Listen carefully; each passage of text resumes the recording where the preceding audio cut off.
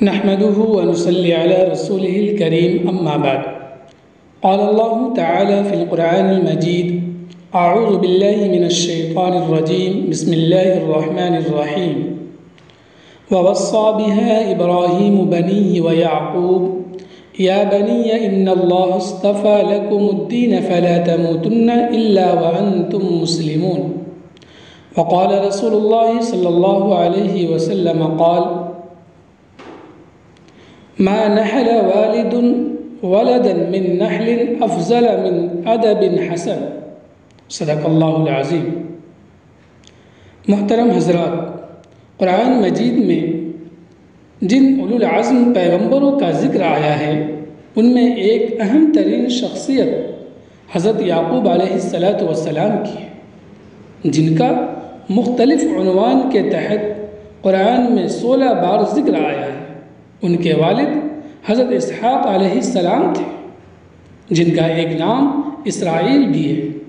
بنی اسرائیل دراصل ان کی اولاد ہیں اور رسول اللہ صلی اللہ علیہ وسلم کے علاوہ مصر اور عراق کے خطہ میں حضرت یعقوب علیہ السلام کے چچا حضرت اسماعیل علیہ السلام بھی خدا کے اولو العزم پیغمبروں میں ہیں، جن کو ان کے والد حضرت ابراہیم علیہ السلام نے خدا کی رضا کے لیے قربان کیا تھا، اور عید قربان انہی کی یادگار کے طور پر منائی جاتی ہے. حضرت یعقوب علیہ السلام کے دادا ابو الانبیاء حضرت ابراہیم علیہ السلام ہیں. انہوں نے تعمیر کعبہ کی تجدید فرمائی. حج کے زیادہ تر افعال حضرت ابراہیم علیہ السلام کی قربانیوں اور فرما برداریوں کی یاد کو تازہ کرنے کا باعث ہے. اور دنیا کے 3 بڑے مذاہب یہودیت، عیسائیت اور اسلام آپ علیہ السلام کی عظمت پر متفق ہیں. قرآن نے خاص طور پر حضرت ابراہیم علیہ السلام کے توحید پر ایمان و ایقان کا ذکر کیا ہے، اور اس سلسلہ میں ابتلاء اور آزمائشوں میں پورا اترنے کے واقعات کو تفصیل سے بیان کیا گیا ہے. چنانچہ آج جو مذاہب توحید کا اقرار کرتے ہیں وہ سبھی حضرت ابراہیم علیہ السلام سے اپنا رشتہ جوڑتے ہیں. حضرت یعقوب علیہ السلام کے صاحبزادے حضرت یوسف علیہ السلام ہیں، جن کے واقعہ پر قرآن مجید میں ایک مکمل سورت یوسف کے نام سے موجود ہے، اور ان کی داستان زندگی کو اللہ تعالیٰ نے احسن القصص کے نام سے ذکر فرمایا ہے. گویا حضرت یعقوب علیہ السلام کا پورا خانوادہ نبیوں اور رسولوں کا باپ، چچا، دادا، بیٹا سب اللہ کے پیغمبر ہیں.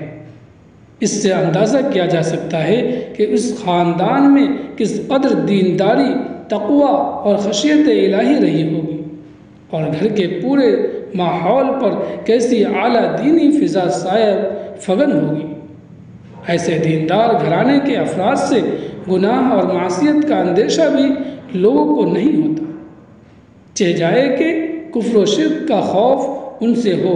لیکن جب حضرت یعقوب علیہ السلام کی وفات کا وقت آیا تو انہوں نے اپنے صاحبزادوں سے سوال کیا: ما تعبدون من بعدی، میرے بعد تم کس کی عبادت کرو گے؟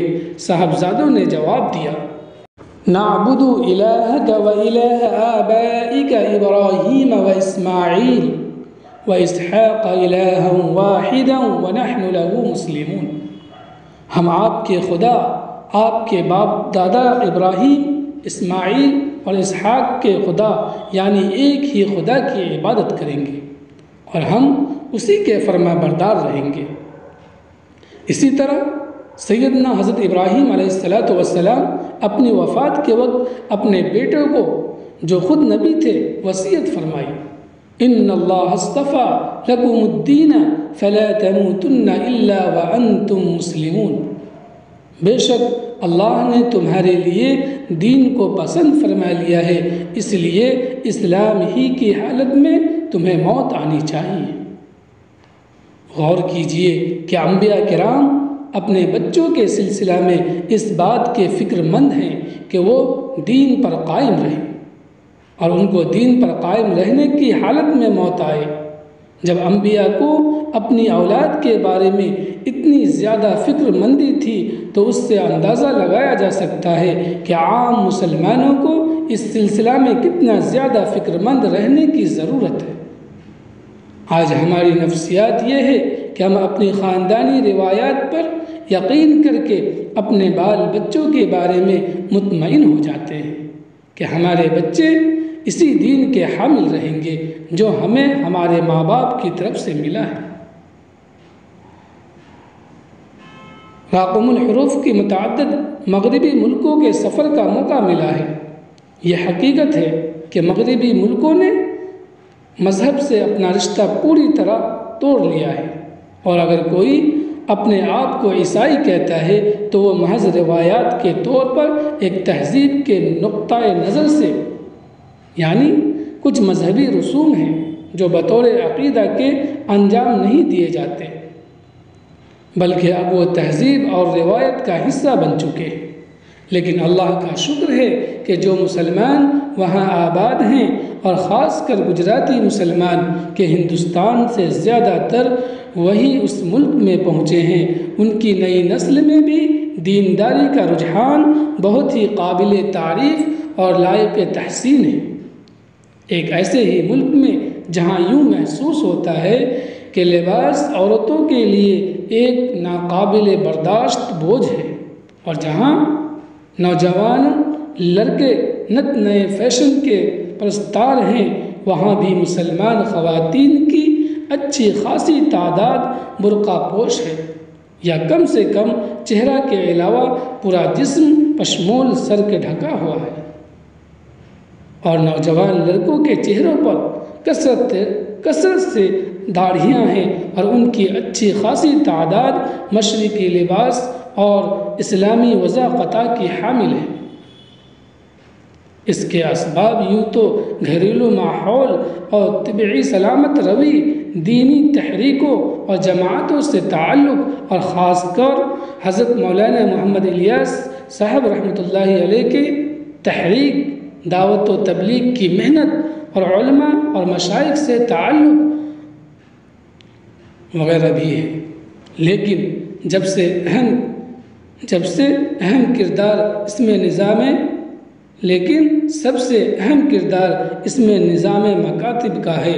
ریاست گجرات میں بہت زمانہ سے ایک نظام یہ ہے کہ گاؤں گاؤں میں مکاتب قائم ہیں، جو طلبہ اصلی درسگاہوں میں پڑھتے ہیں ان کے لیے ان مکاتب میں پڑھنا ضروری سمجھا جاتا ہے، یہاں تک کہ اگر کوئی بچہ مکتب کے اوقات میں کھیلتا ہوا مل جائے تو محلہ کے لوگ بے تکلف بچہ کے سرپرست سے پوچھ بیٹھتے ہیں کہ یہ مکتب نہیں جا رہا ہے، اور سرپرست کو شرمسار اور معذرت خواہ ہونا پڑتا ہے۔ عام طور پر مکتب کی تعلیم سے ذہن اس طرف جاتا ہے کہ یہ قاعدہ بغدادی اور پارہ عامہ جیسے تیسے پڑھا دیا جائے اور چند کلمات اور دعائیں یاد دلا دی جائے، بس یہ کافی ہے۔ یقیناً کچھ نہ ہونے کے مقابلے میں ہونا بہتر ہے، لیکن گجرات کے نظم مکاتب کی سطح اس سے بہت بلند ہے۔ یہاں عام طور پر میٹرک تک 8-10 سال مکتب کی تعلیم ہوتی ہے۔ روزانہ 2.5 گھنٹہ بچوں کا وقت لیا جاتا ہے۔ ایک معلم 15-20 طلبہ کو پڑھاتے ہیں۔ ناظرہ قرآن تجوید کے ساتھ پڑھایا جاتا ہے، کچھ پارے حفظ کرائے جاتے ہیں، پھر اس کے ساتھ ساتھ آیات و احادیث کے ترجمے، ایمانیات، مسائل و احکام، سیرت نبی وغیرہ کی تعلیم دی جاتی ہے، اور بعض جگہوں پر عربی زبان کی ابتدائی کتابیں بھی پڑھائی جاتی ہیں۔ گجرات کے مسلمان تاجر پوری دنیا میں پھیلے ہوئے ہیں، وہ جہاں بھی گئے مکتب کا یہ نظام بھی اپنے ساتھ لے کر گئے، اس لیے ان کی نئی نسل پر دینداری کی جھلک نمایاں طور پر محسوس کی جاتی ہے، چاہے وہ کتنے ہی مخالف اسلام ماحول میں ہو۔ وہ دوسرے مسلمانوں سے اپنے دینی ربط و تعلق کی بنا پر نمایاں محسوس ہوتے ہیں۔ برطانیہ میں چونکہ 16 سال کی عمر تک سرکاری نصاب کے مطابق تعلیم حاصل کرنا ہر بچہ پر لازم ہے، اس لیے اتنی عمر تک بچے پابندی سے مکتب کی تعلیم حاصل کرتے ہیں اور اس طرح وہ نیم مولوی تو ہو ہی جاتے ہیں اور بعض قرآن مجید کا حفظ بھی مکمل کر لیتے ہیں۔ بعض اہل بصیرت کا گمان ہے کہ ایشیا میں جو ملک سب سے پہلے مغربی تہذیب کے سامنے سرنگو ہو جائے گا اور جو تیزی سے مغرب کی پیروی کی طرف جا رہا ہے وہ ہمارا ملک ہندوستان ہے، اور مغربی ممالک کو چونکہ افرادی وسائل کی ضرورت ہے اور ہندوستان کے نوجوان ذہانت، صلاحیت، محنت اور فنی مہارت کے ساتھ ساتھ مغربی تہذیب کو قبول کرنے کا مزاج بھی رکھتے ہیں، اسی لیے یہاں کے کارکن ان کے لیے سب سے زیادہ قابل قبول ہیں۔ ان حالات میں مسلمانوں کے لیے یہ ضروری ہے کہ وہ اگلی نسلوں کو دین سے وابستہ رکھنے کے طریقہ کار پر غور کرے اور ایسا راستہ اختیار کرے کہ ہمارے بچے عصری تعلیم میں بھی آگے ہوں اور دینی پہچان بھی پوری طرح قائم رہے۔ اس کے لیے سب سے مفید اور آزمودہ طریقہ مکاتب کا نظام ہے۔ نئی نسل ہی کسی بھی قوم اور ملت کے مستقبل کی معیار ہوتی ہے، اسی لیے یہ بے حد ضروری ہے کہ ان کی ذہنی و اخلاقی نشوونما ایسے ماحول و فضا میں کی جائے جس میں خالص اسلامی تہذیب کی چھاپ ہو، جو مغربی تہذیب و ثقافت کے تمام ایمان شوز اثرات سے پاک ہو، اور ایسا ماحول مکاتب ہی کے ذریعے سے فراہم کیا جا سکتا ہے۔ مکاتب ہی وہ قلعے ہیں جن کے ذریعے سے نسل نو کے ایمان و عقائد پر ہو رہی زبردست یلغار کو ناکام بنایا جا سکتا ہے۔ مکاتب بقائے اسلام کے ضامن اور تحفظ ایمان کے کفیل ہیں۔ ان مکاتب سے علم کی جو روشنی نکل رہی ہے اس سے پوری دنیا سیراب و فیضیاب ہو رہی ہے۔ ضرورت اس بات کی ہے کہ ہم اس نظام کی اہمیت و افادیت کو سمجھیں اور اپنے بچوں کو ان مکاتب کی طرف متوجہ کریں۔ بچے چونکہ خالی ذہن ہوتے ہیں، بچپن میں جو کچھ انہیں پڑھا دیا جائے وہ ان کے ذہن پر نقش ہو جاتا ہے۔ حضرت حسن بصری رحمۃ اللہ علیہ فرماتے ہیں کہ بچپن میں علم حاصل کرنا پتھر کی لکیر کی طرح ہوتا ہے، جس طرح پتھر کی لکیر یا پتھر پر کیا گیا نقش مضبوط اور پائیدار ہوتا ہے، اسی طرح بچپن میں جو چیز ذہن میں بیٹھ جائے یا بیٹھا دی جائے مضبوط اور پائیدار ہوتی ہے۔ اس لیے ہمیں اسی وقت سے بچوں کے ذہن میں دین و ایمان کی عظمت و اہمیت کو پیوست کرنے کی کوشش کرنی چاہیے۔ اگر اس دور میں بچے کا دینی مزاج بن گیا تو زندگی کے ہر موڑ پر وہ دین کا دامن تھامے رکھے گا، کسی بھی موقع پر اس کا رشتہ دین سے کٹا ہوا نہیں رہے گا۔ اسی طرح جہاں اس بات کی فکر ضروری ہے کہ ہمارے بچے مکاتب سے جڑیں، وہیں اس کی بھی بھرپور کوشش ہونی چاہیے کہ ہمارے مکاتب صرف رسمی انداز کے نہ ہوں بلکہ اس کا 10 سالہ کورس ہو جس میں ناظرہ قرآن، حفظ، منتخب احادیث آیات و احادیث کے ترجمے، عبادات و معاملات اور شخصی زندگی سے متعلق ضروری احکام، نیز رسول اللہ صلی اللہ علیہ وسلم اور انبیاء کرام کی سیرت اور تاریخ ہند جیسے اہم مضامین شامل نصاب ہوں اور ان کی باضابطہ تعلیم ہوا کرے۔ اردو زبان بھی اس نصاب کا ایک اہم جزو ہے اور ان طلباء و طالبات کو اچھی طرح اردو لکھنا اور پڑھنا آ جائے تاکہ وہ اپنے اسلاف کے علمی ورثہ سے جڑے رہیں۔ علماء کو ان کا علم، مشائخ کو ان کی دینی نسبت اور دعوتی کام کرنے والوں کو ان کی دعوتی وابستگی انہیں اپنے بچوں کی طرف سے بے پرواہ نہ کر دے اور یہ خیال نہ پیدا ہو جائے کہ ہماری یہ دینی وابستگی لازمی طور پر ہماری آنے والی نسلوں کو بھی دین سے مربوط رکھے گی اور حضرت ابراہیم علیہ السلام اور حضرت یعقوب علیہ السلام جیسے اولو العزم پیغمبروں کے اسوہ کو یاد رکھے کہ پورا خاندان نبوت کے نور سے منور ہے، اس کے باوجود انہیں اپنی وفات کے وقت یہی فکر دامن گیر ہے کہ ہماری اولاد دین پر قائم رہے گی یا نہیں۔ ہم اپنے گریبانوں میں جھانک کر دیکھیں کہ کیا کبھی ہم نے اس پر غور کیا ہے، اور کیا ہم نے بھی کبھی اپنی اولاد سے استفسار کیا ہے؟ ما تعبدون من بعدی۔